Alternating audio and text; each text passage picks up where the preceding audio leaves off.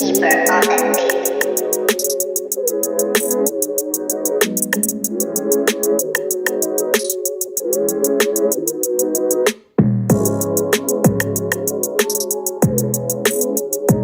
What up, everybody? It's Ashton with another episode of Is That Your Best Price? Sitting here with my homeboy Dennis, D Nice. D Nice. Yes, sir. And today we got our first guest, my man Corey from New Orleans, Louisiana. Man, how y'all, Yes, sir. what y'all call it? Call it the NO, baby. The NO. So, we here, like I said, we're going to give it to you raw and uncut from our point of view, our perspective. Real quick, just wanted to jump in. Dennis, tell us a little bit about. Man, y'all being back with us. Episode 3, right? Episode 3, man. We excited to be back. We appreciate y'all, everybody who tuned in to the first two. Definitely like and subscribe. We appreciate it. But yeah, definitely wanted to introduce the guest that we have on today. I was introduced to him by you a while back, and he had a lot of interesting, to say the least, stories about different businesses that he has and a lot of things that he's got going on. And I was just impressed, man, right away. Of course, caught my attention with the boats in Miami. Had you. Enough said. He said boats in Miami. Enough said. Boats, Miami, you got me. What is it? What is this? Who is this guy? So I definitely wanted to know more about him. And, man, it's just a pleasure to meet you, finally. And tell us all about you, bro. Y'all said a lot already. My name is Corey. I have a business that's called Lake Show. Instagram is Lake_Show 1000. You all rock with me whenever you need. Have any boat needs in Atlanta or in Miami. And we got every boat from a 30-foot boat all the way to a 152-foot boat. So. And we'll definitely connect y'all with him as well. So if you got any questions, reach out to us. Reach out to him directly. We'll definitely put his information on here as well. So. Absolutely. So go ahead. I'm sorry. Are you good? So yeah, like they said earlier, I'm from New Orleans, but actually I was originally born in Los Angeles. I moved to New Orleans because that's where my people was from when I was 7 years old. So I say I'm from New Orleans. Wherever you went to high school and middle school, and That's where you're from. That's where you're from. I don't know a street in LA, so I'm not gonna. I ain't gonna flex like I'm from LA. Nah. So yeah, I moved to New Orleans at 7. Moved uptown, 17th Ward. Pigeon Town to be exact. Y'all hear Wayne talking about the 17th Ward all the time. So yeah, and the funny thing about it is when I was in Cali, I didn't live, like you mentioned, Crimshaw, I didn't live in the hood. You know what I mean? I lived in the valley. So they dropped me off from the valley to the middle of the hood in New Orleans. From the valley to the nose. Yeah, man. And New Orleans is a different kind of hood, man. I love my city though. But yeah, so going back to, entrepreneurship, it started at a very, very young age, man. My pops, he was in the car business, right? And my pops, just to be straightforward with y'all, because we keeping it real on this show, right? My pops was on and off of drugs my whole life, right? Mom was that steady Eddie, always made sure everything happened. And Pops did too, so shouts out. But it was some real shit going on in the 80s that a lot of us dealt with and was impacted by, and I definitely was impacted by that as well. So with that being said, that made, I think like what differentiates me and a lot of the dudes that I grew up with is that I lived on both sides of the track. Because when Pops was not on drugs, we was living Life was good. Living good, That's a right? blessing. Mom and Pops made good money at that point. And then when he was on, we was in the hood. And so for whatever reason, my heart has always went out for the low man on the totem pole. So everything that I have done as an adult was been to level the playing field. You know what I'm saying? For other people. And then at a very young age, I felt like, because it was just me, my pops, my moms, and my sisters. So I felt like, when he was out of here, I was the man in the house. So I had to figure shit out. And I started off, I never wanted to, especially at that young age, because I seen what drugs did to our community. I didn't want to sell drugs. And I'm not going to say that I never got into it to any degree once I got older. Shit happened. Nah, we good on that, bro. Yeah, that's years ago, son. But anyway, but I started off like this entrepreneurship thing is just in you, right? I started off selling candy, like in my book bag. I got a Sam's membership, and I realized that they sold the candy for a small amount, and I can ask for more. Figured it out early. I figured it out real early, bro. Real early, man. hustler. True hustler, bro. I had a lawnmower, did that for a second. I wasn't really with all the domestic work, so that didn't last too long, man. I like to make money with my mind, man. So you know, you mentioned the boats. That's a passion project. It's something that I shouldn't say passion. That's something I enjoy. That's something that I love, and I'm gonna do it one way or the other. So I figured I might as well make money while doing it. And the same frustration I'm going through, like the expenses of the boats and just the maintenance and all that stuff, I knew everybody was going through the same thing. So I didn't have to go buy 60 boats. All I had to do was find 60 other dudes that was like me that was frustrated with the same problem. cause. Right. Identify a problem, fill a need. That's what a business is, right? Yeah. So I just started talking to people, and that grew from, you know, the boat that I had here to having the boats in Miami, and that is all the way to 60 boats right now. You said 60, right? 60. 60. 60. Yep. So you telling me That's a wild. kid can go from candy in his backpack Hell to yeah. managing 60 boats? Hell yeah. Kid can do whatever he can imagine, Whatever man. you can. Yep. That's it. So as you know too, because Ashton is my man. Like, I've been working with kids forever, right? So I started off working with kids in the juvenile detention center. It wasn't a job.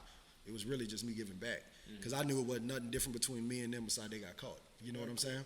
So I mentored in there, mentorship in there, and then after that, I said I didn't want to, because I did that for 4 years, and they was only giving me kids that was in there for like armed robbery and murder. So it was really frustrating after a while to realize that I was just calming them down for a life in prison.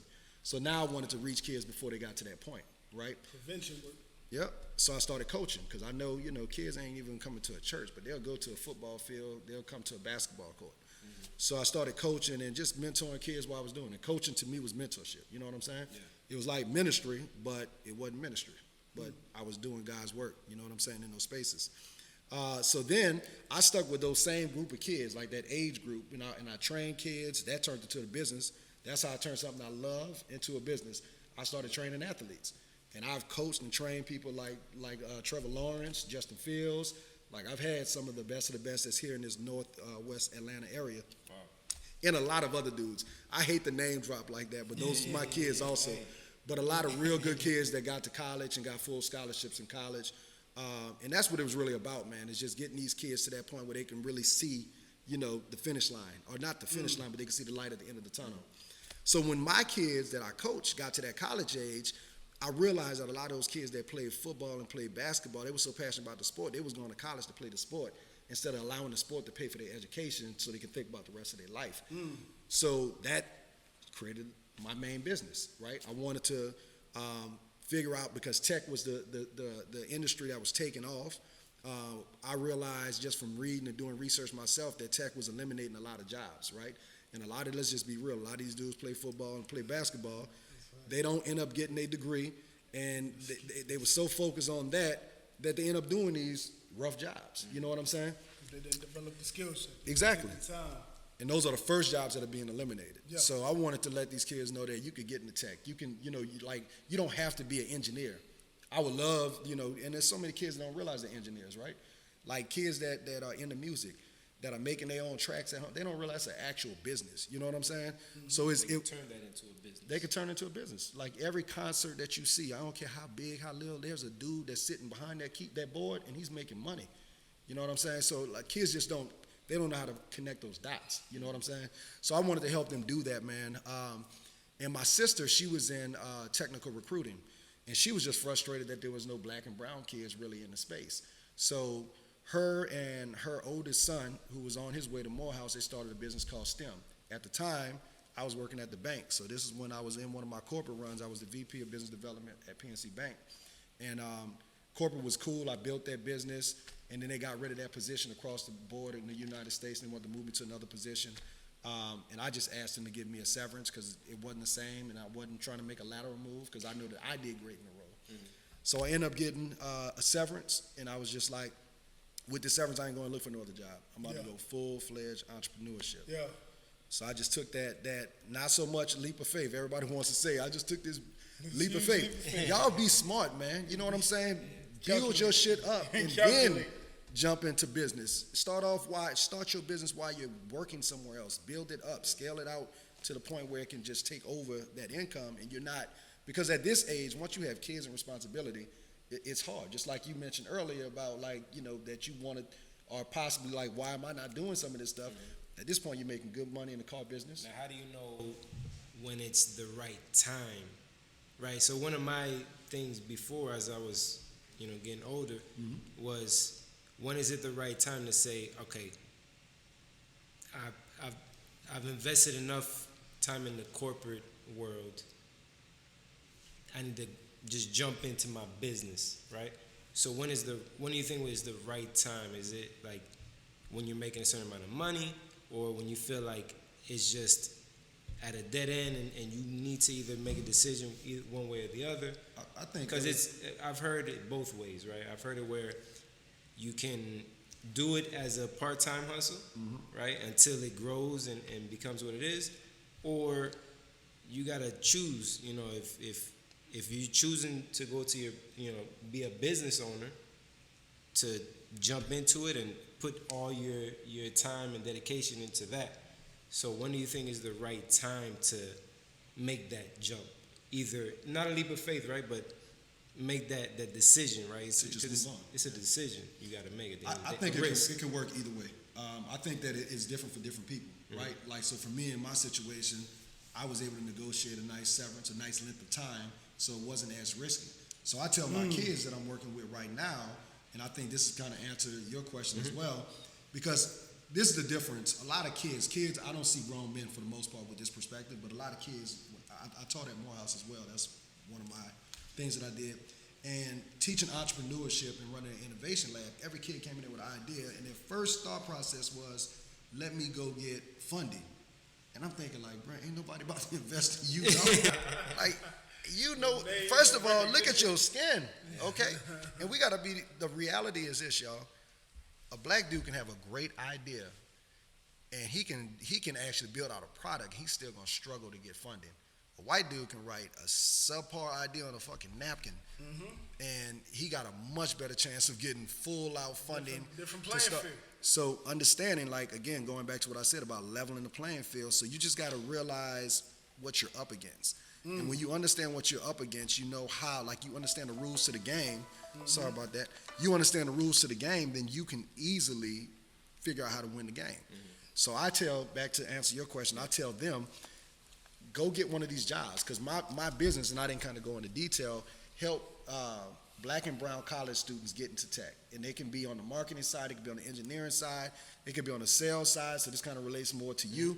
And I tell them, go make that money and start investing in yourself. Get into that world and learn the business through the corporate side first. That part too. But I'm just saying, let's say it's a whole nother business. It has nothing to do with what you're going to work for. But it could work either way.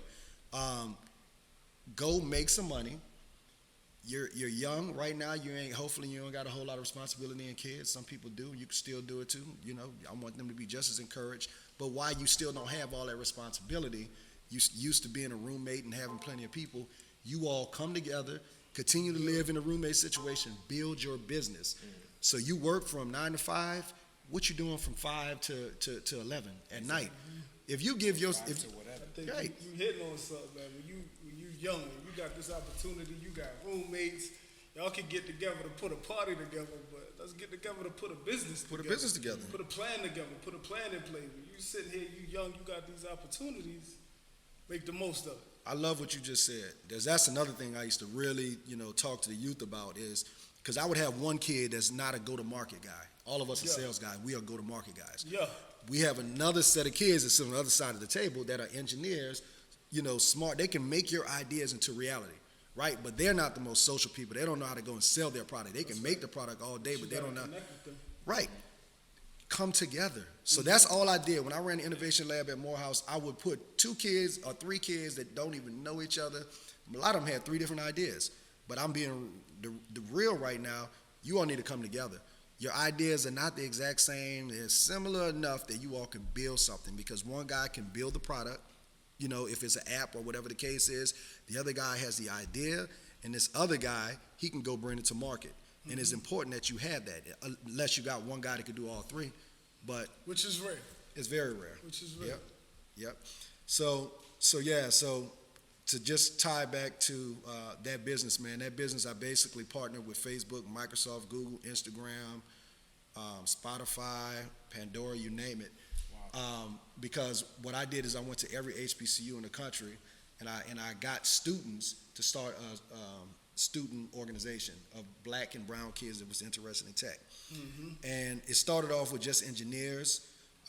After I got my second contract, the second contract was with Google.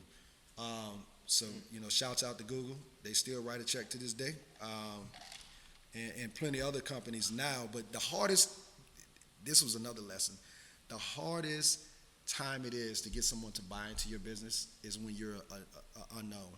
So when you are starting a business off, you may have to give something away. You may have to, they say fake it till you make it. You know what I'm saying? You may have to act like what you got is bigger than what it is, but what you really need to make sure you do is whoever gives you that opportunity, whoever gives you that chance, knock their socks off. Give them customer service through the roof. The biggest, I call it a myth, but it's reality also, is in our community is customer service sucks, right? Don't ever let anybody say that about your business, because you know that that's what people preconceived notions is coming in. So what are you going to do to make sure that that's not the case? Because I know if y'all anything like me, if I find a black or brown business that has good customer service, you got my business for life. For life. One thing we learned, and I'm sure you do this too, but that's one thing we learned early is, I might not be the best at the product knowledge or whatever the case is, right? Whatever you're selling, you might not be the best at that part of it, but customer service, that's easy. That's it. You could do that. Anybody could do that. Yep. So if you provide great service, that's a gem, man. That's something that a lot of people should know about. Is just focus on that, at least that part of it. The product knowledge, you can get to that, right? And you can learn that as you go.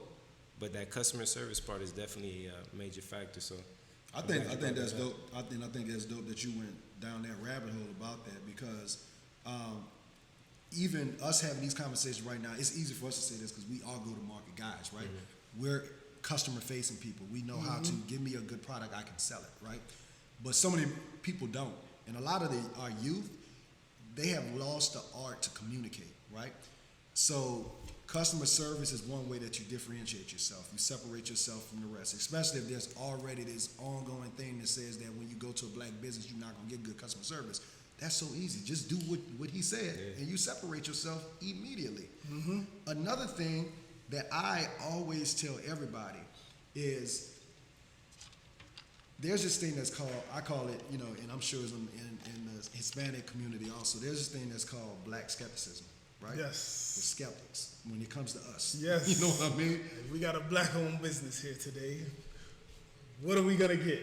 What are we gonna get? And 9 times out of 10, you don't expect too much. You right? don't expect, but when you deliver, When you deliver, you When have you totally deliver. took yourself to a whole nother sector. Yeah. So I'll jump in on that. So in Miami, it's a lot of I'm Puerto Rican, but it's a lot of Cuban. My girl's Cuban, so shout out to the Cubans out there as well. But there's a lot of Cuban places, right? That when you walk in, it's the same thing, right? I go to a Cuban restaurant, I'm like, I know they gonna cuss me out. The service is gonna be terrible. If I ask them for anything, it's gonna suck.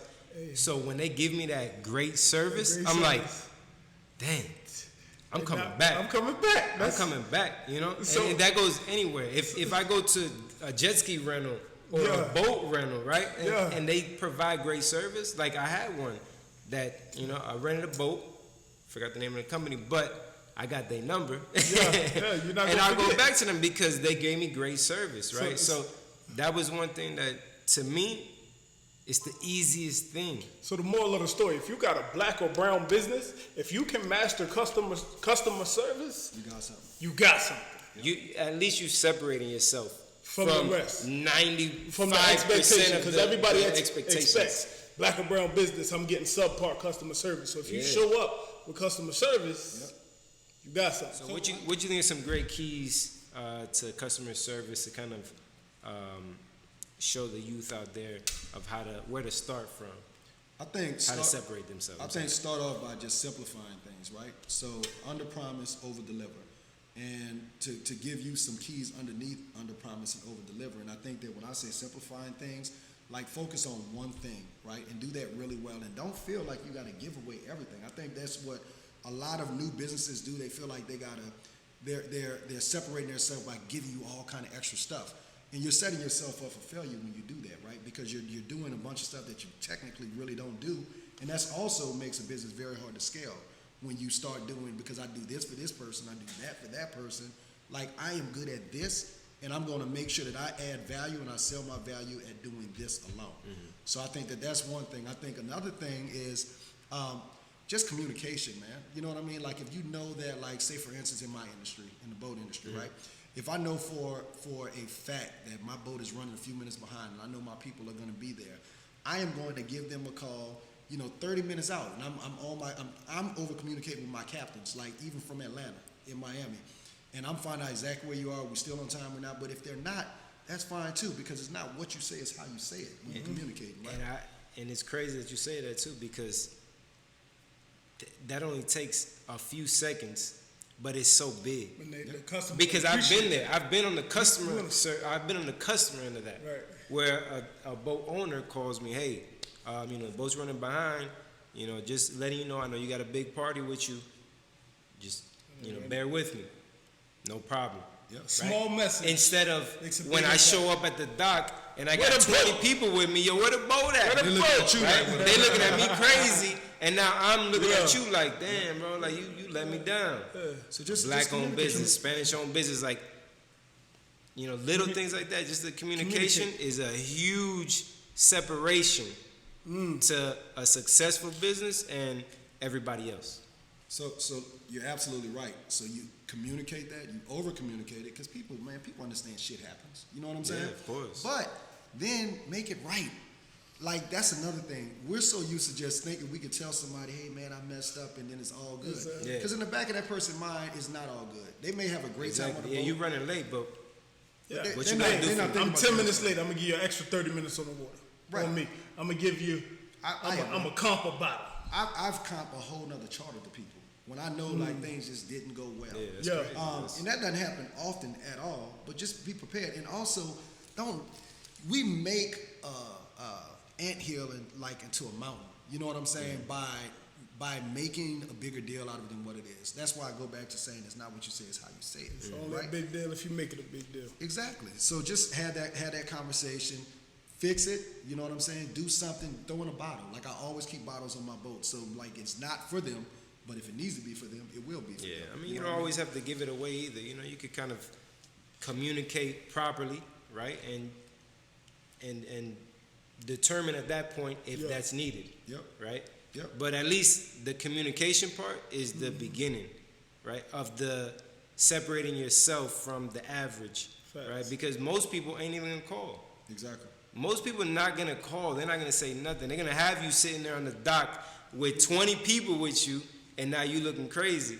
So if you get that phone call, at least you can tell your people. It's And then from consideration. there, if you need to, you determine yourself if you need to escalate that or Yeah. what. But you always But got this that. this is another thing though. You did say like you don't even really have to. You're right, because you don't have to. But that's something else that separates you, Yeah. right? So with all my boats, I have bottles that are affordable. Tito's is super affordable. You know Yeah, what I mean? of course. If I just made good money on this boat and I know that you drink vodka, I'm just going to, that's what I mean by under promise, Yeah, over deliver. of I'm course. going to have Tito and have the captain give it to you when you come on there. Thank you. This is a gift Yeah. for you and your people. You know what I mean? That's a $26 bottle for a big gallon of that. You know what I mean? So it's little things. for like a that. repeat business. Exactly. Yeah. And that repeat business could, who knows how long that could, the repeat could give you referrals as well.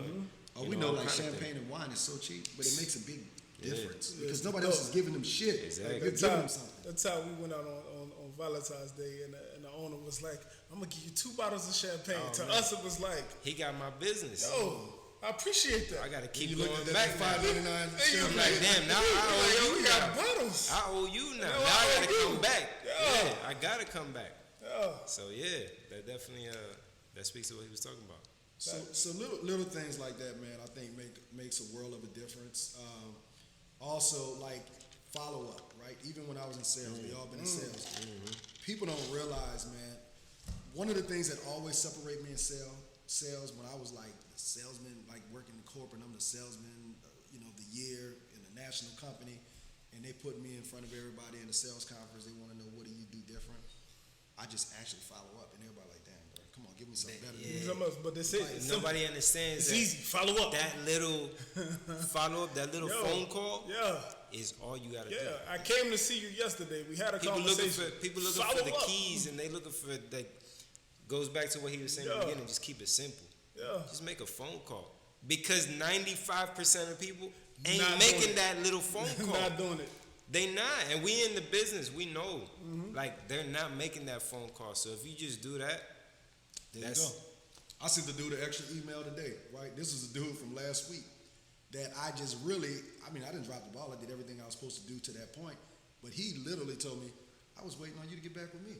And I was like, nah, that's why, go read down on the email. He was like, oh, I didn't even realize you sent this to me already. So just that follow-up, and we You close on the deal it. of this. As you know, you on top of your business. Exactly. yeah. But that follow up to that email is what separated you, right? So you know, you made that phone call, you made an extra effort. And obviously nobody else did it because he was still in the market. Yeah. And I got him. It's just effort, bro. At the end of the day, you know, you put the effort in. You put as much effort in as you want to see come out of it, right? People think that, you know, you're gonna get $1 million business. You got to put $1 million business worth effort, That's it. right? So you want 10x output, you got to 10x your input. Ain't nothing more to it than that, bro. You gotta, whatever you want to see out of it, you gotta put that much effort into it. That's it. Just get it out It's a your simple live, it's breakdown. karma, it's energy, whatever you want to call it. Whatever It's you just want to call it. the simple laws of Whatever of you the put universe. into the world is what you get back. You put Point in blank that, period. put in that input, you're gonna get that output. Yeah. But customer service, it'll take you a very long way, especially for those of us black and brown starting business in business. We all know customer service, but I got one more that I want to make sure I put out there. talk to me. Know yourself, right? As a business owner, I know I'm a forgetful dude, right? So, and most salespeople are. If you, I want to say there was a study, bro. It was like in the book Outliers, it was like 60-70% of the top salespeople have ADD. You know what I mean? In our generation, we It's probably so all much. had it. It's so much We going just never on. got diagnosed with it, right? We all Yeah, over the man, place. it's so much going on. And one day you Wait, got so 30 salespeople have people you ADHD, talking that's a to. thing? Get yourself checked out, B. Damn. Nah, is that man. what it is? So, I'm so going to and the I, doctor and I, tomorrow. I tell my son that, man, it's something the simplest shit in the world that can make people so successful. Make a to-do list every day. Yeah, yeah. I make a to-do list every day, and this is something else I do with my to-do list, bro. A lot of people don't finish certain shit on their to-do list, and they go back to the same to-do list tomorrow. I got to do a whole fresh new one. So I'll take whatever maybe didn't Erase get that. done, and I'll put that at the Copy it top to the priority, because I prioritize my to-do list as well. Okay. So I put that because what These can are happen, gems, bro. Remember this. because I will, if I don't do that, those same shit that's at the bottom of my priority list, it's gonna be at the bottom of my priority list the next Tomorrow. day, and the next So day, you take, then you find yourself 2 weeks for down, so for one day, you take whatever didn't get done, and it's got to go to the top of the it list. goes to the top of the list. But that goes back to what he was saying again. Keep it simple. Right? Yeah. That's simple. Yeah. And you listen to it and you think that that's simple, right? It's basic, but it's people really don't do that. It's really that simple. Like most people are not doing things like this. The follow up, the customer service, the writing the to-do list, like simple things like that. That's what separates the successful entrepreneurs, the successful businesses. As he has, like this guy has all kind of things going on, and it's because he keeps it simple, right? So that's something that, bro, like I'm just listening to you, and I'm like, damn, like it really is. All right, that. man. So Corey, man, that was good conversation. I know you have a true passion for helping kids and tech. Tell me a little bit about what you got going on right now in terms of that world, man. Helping these kids and technology in that industry. So like I was saying earlier, it's funny how things worked out. You know, I feel like none of this was definitely not my plan. You know what I'm saying? Like I literally just let God like kind of just order my footsteps. And I'm not trying to be cliche, I'm being serious. Because when I started doing this back in the day, it was about leveling the playing field for kids, right? And then once I started working with, you know, young kids that was in the juvenile detention center, I realized, okay, Corey, if you really want to, you needed to see this side of the fence, right? See what this looks like. These kids that already are being tried as adults and they're going to go to prison, and I'm just kind of calming them down for prison. Now, you got to get back out there in the streets, and you got to figure out how to get to these kids before they get to this point, right? God showed you this side of the curtain for a reason, so you can have the passion to stop these other kids from going down that path. So that's how the coaching thing took place, right? And then with the coaching thing, we went from middle school to high school. We got to high school, now it's helping them get into college, right? And the second that they got in college, and I need to say this, my son, like the age of kids that I work with was the age of my son, right? Okay. My son is 23 right now. I coached my son 1 year, and I realized I should never coach him again because I was hard on his ass than I was anybody. Anybody else. And I hate that daddy coaching stuff, right? So I'm the opposite of it to my default.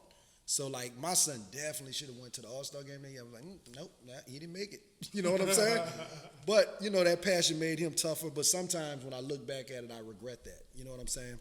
So I've always coached around him. Like, if he was in 8th grade, I coached 7th grade, you know, because I didn't want to be on the field all day. I didn't want to fool around with the kindergarten kids and had to be on the field from 9 in the morning to 9 at night. So if he was in 8th grade, I coached the 7th grade. If he was in 7th, I coached either, I can pick 8th or 6th. Then we went to high school, same thing. But so when I started training those kids in high school, and then I was so excited about, you know, getting those kids into college.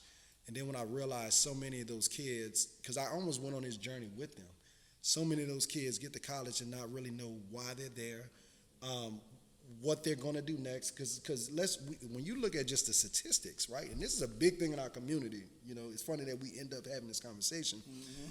But when you look at the statistics, there's a very small bit of those kids that started playing park ball that even play high school ball. There's a very much smaller percentage of them that actually go to college and get a scholarship. And there is a much, much, much, much, much smaller percentage of them that actually go to the NFL. And then the average NFL career is what, 2 years? 3 years at best. 2 to 3 years. So we got to get our kids thinking about the rest of their life. You know what I mean? And going through that with them made me start thinking for them because I'm older, I'm more mature. I'm thinking about tomorrow. These statistics. Right. And I've also been there and I've done that. I was an athlete.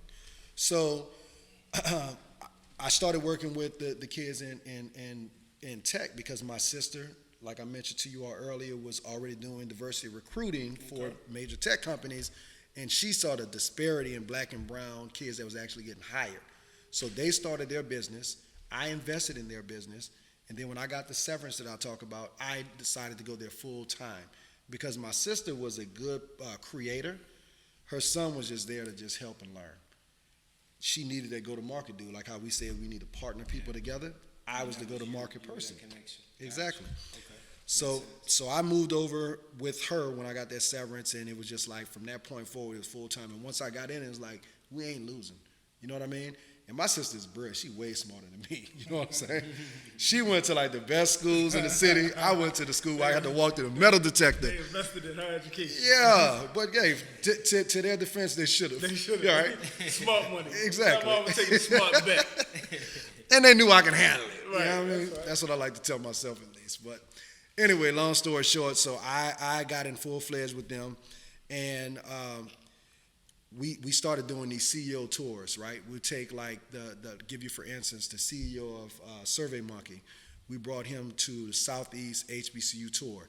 Mm-hmm. Those HBCUs, beside Morehouse and Spelman, where everybody goes there, right?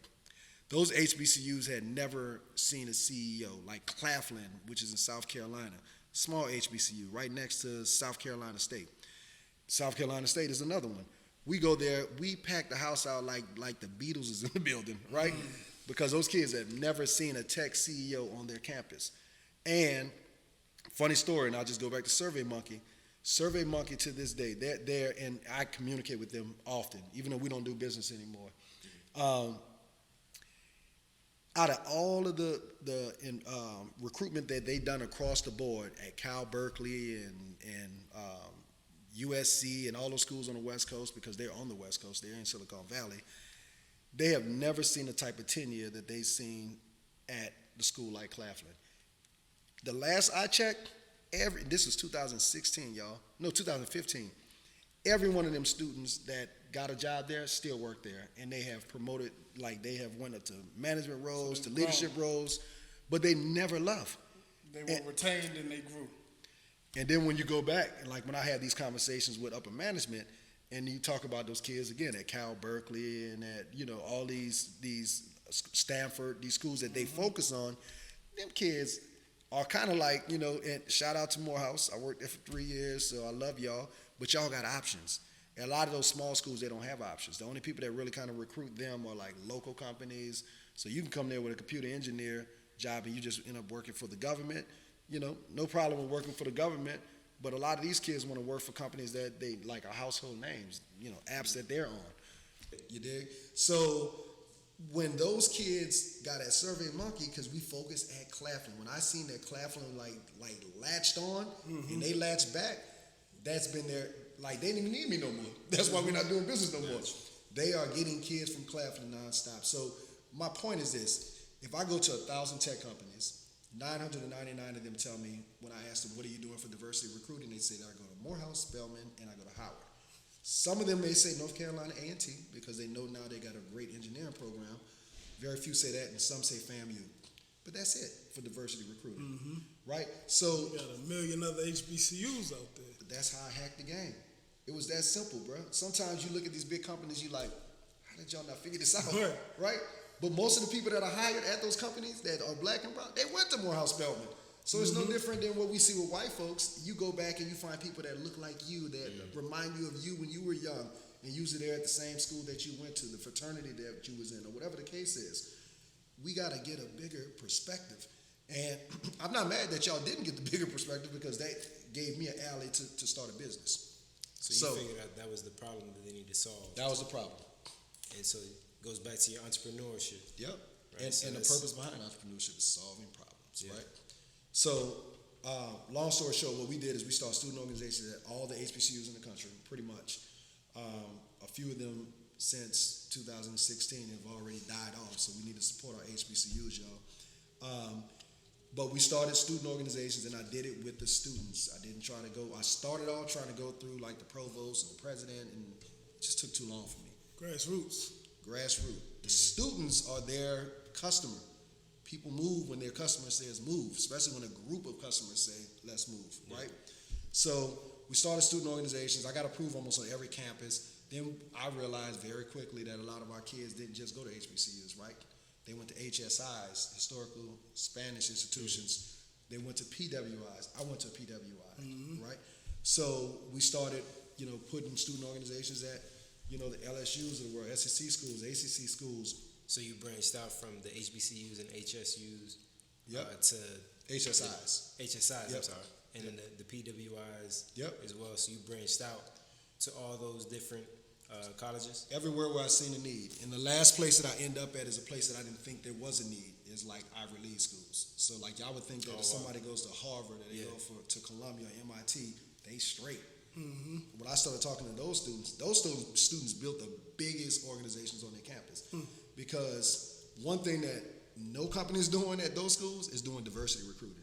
Right. So they're doing recruiting. It's not where you're going for Because diversity. they think that they already They have that figured out, or I mean, think about it. There's not a lot of black kids on those campuses. So if I'm an organization and when my diversity budget, they'll catch hell. To be honest with you, if they spending their diversity budget on Harvard, we'd be like, y'all. Yeah, I'm gonna be like y'all out there. Yeah, well, there's HBCUs out here, and you gonna go to Harvard to find black kids? Come on. Yeah. So what happens to those black kids is they just kind of find themselves like in that big pot of students. They're dealing with politics on campus. They're dealing with just being a number.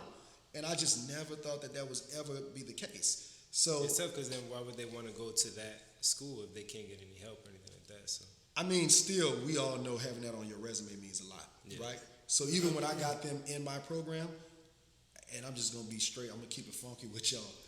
If I put some of my kids at HBCUs side to side with a kid from an Ivy League, some of my HBCU kids was much sharper. And then in some cases, some of y'all was It's better. that HBCU Right. experience, baby.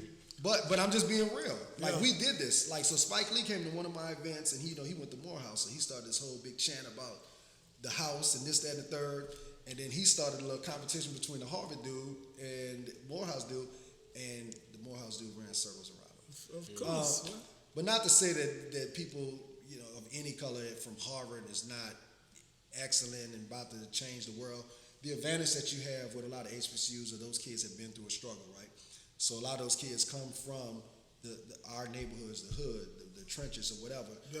And I don't think that we give enough credit to just having street sense and it gives you an edge when you get to corporate America, you become an entrepreneur. I tell all my dudes that been hustling, selling drugs in the street, if you could sell drugs in the street with the police on your back, the haters on your back, the rappers on your back. This is easy. Yeah. Right. The Competition setup is chicks, literally deadly. the competition on every block, and you still win. Boy, could you imagine when you get into some legal business, what's about to happen? That's it. You dangerous. That's what I try to tell, just my cousins and my friends that I grew up with back in Miami and Orlando, is I'm doing it.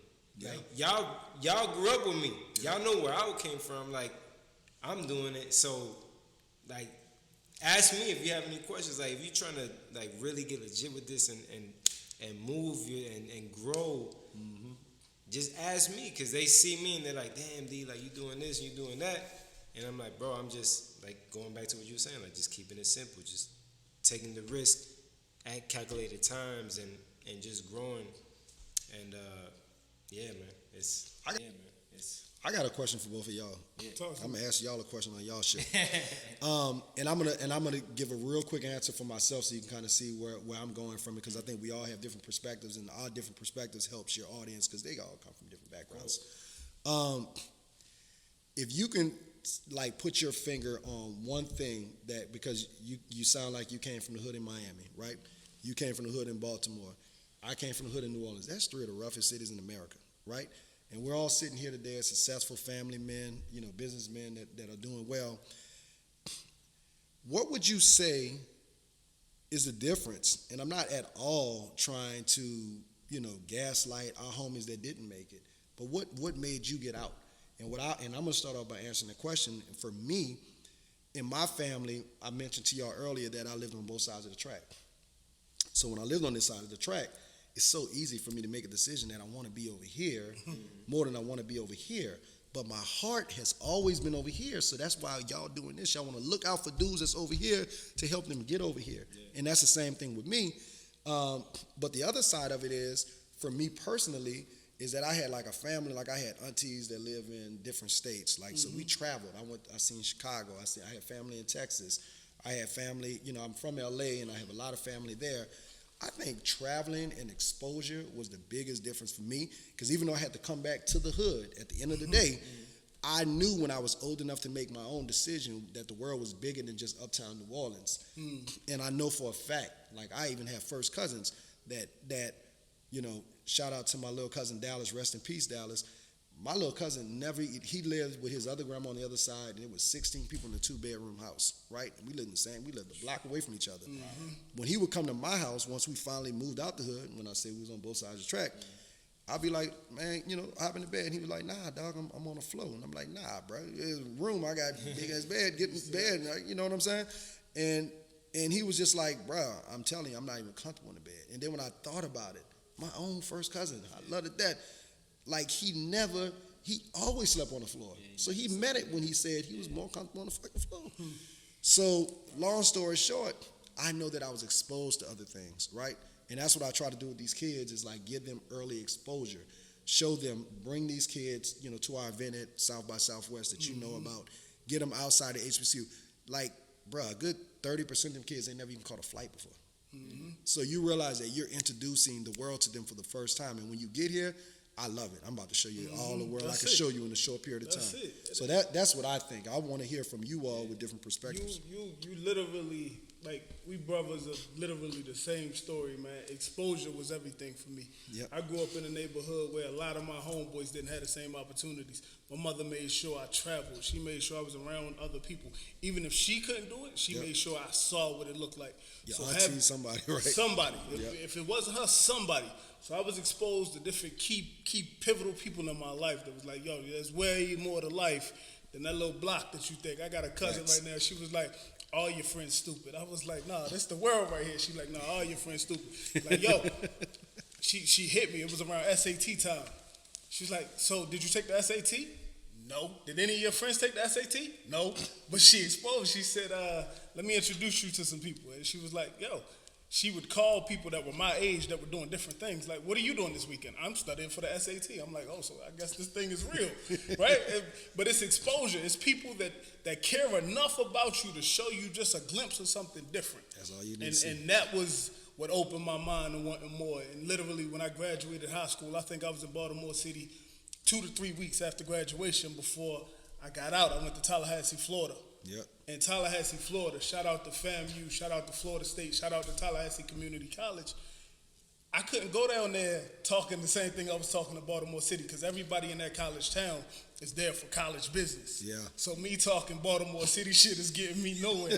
So it's literally getting me The nowhere. same language that helped you your whole It life, helped me my you had to whole switch it life. up. Yeah. I had to switch it up. So, I meet a young lady, and I'm like, she's like, what do you do?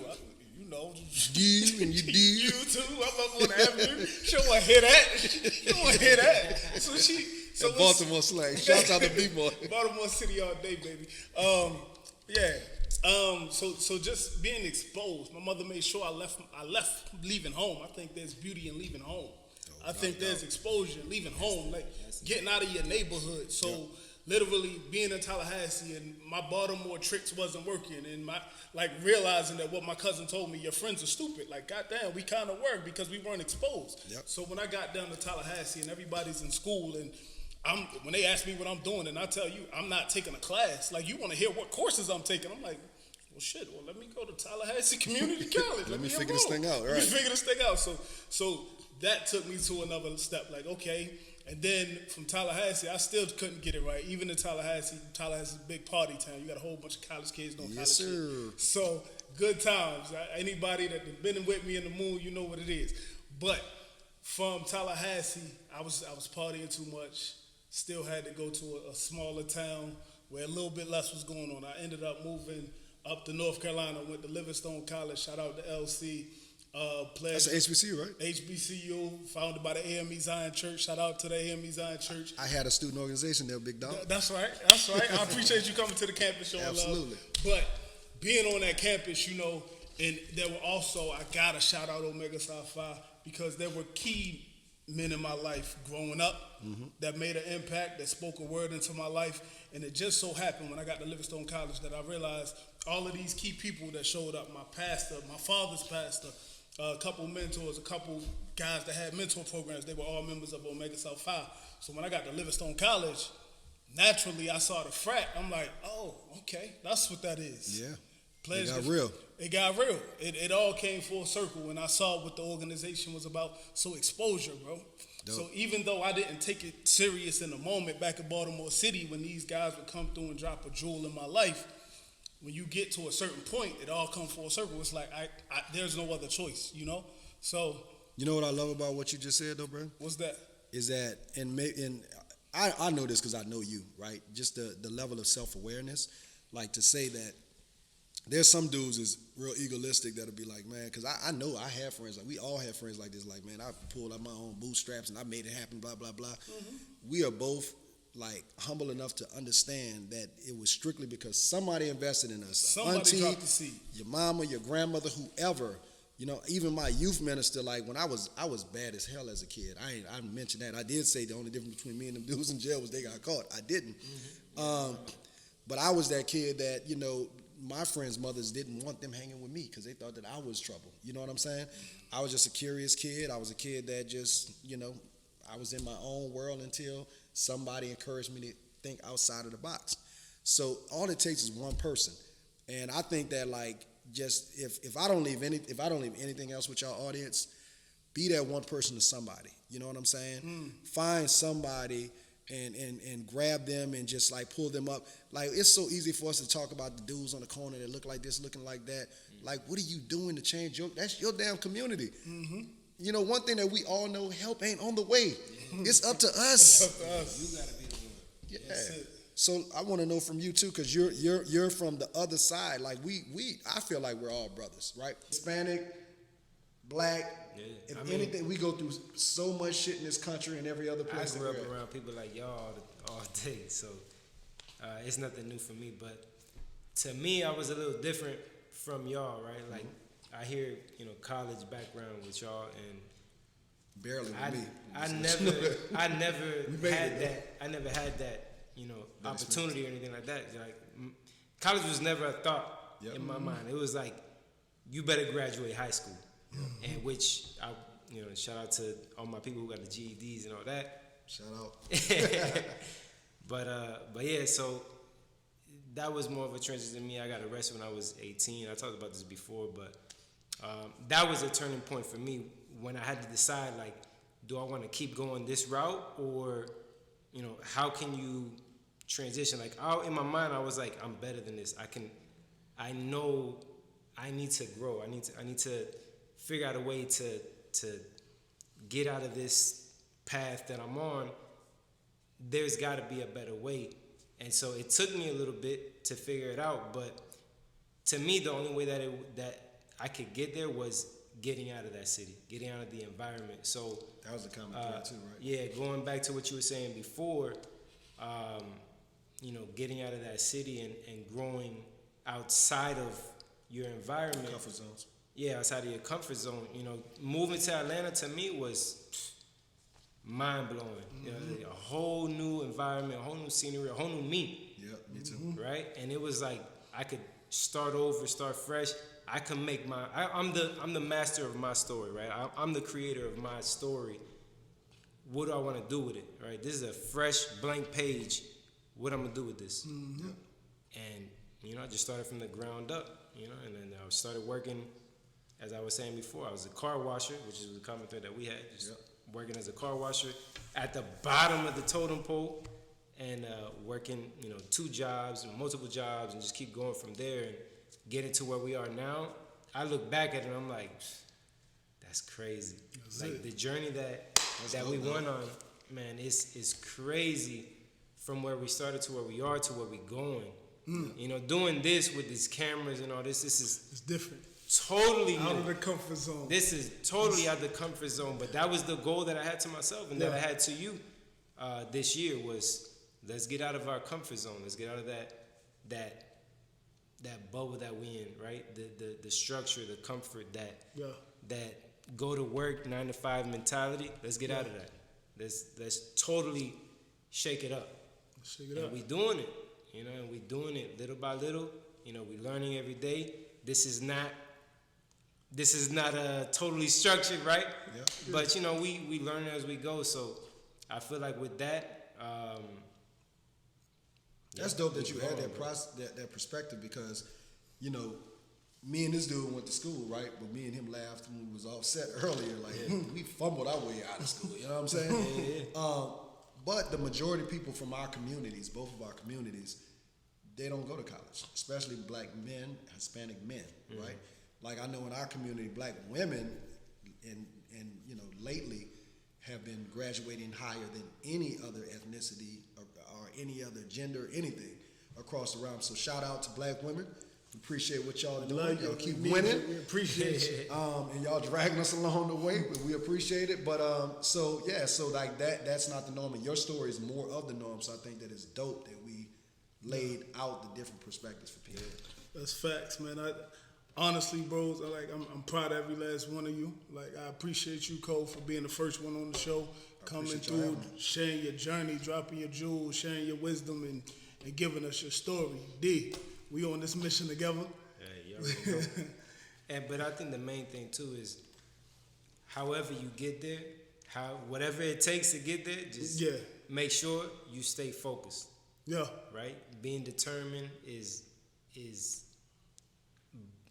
beyond anything else, right? Like just having that focus on something that you want to achieve, just stay focused, stay locked in, and stay consistent, right? That's it. Having that discipline of knowing what you want and staying focused on that path is gonna guide you, you know? That's it. That's it. Absolutely. Well, one last final thought, man. Cole, you came through, you broke it down with us. You shared your passion for tech and helping the next generation in the world of tech and showing them what these opportunities look like. Is there anything specifically that you're working on, that's something that you're active with in terms of the world of tech? Yep. That's your baby, your project. Are you still involved? Yep. So Monetize is the new app that I'm super excited about. Monetize is a streaming app. Yeah. Monetize has the thing that I guess differentiates us, and I'm gonna give you my elevator pitch because we're wrapping it up, right?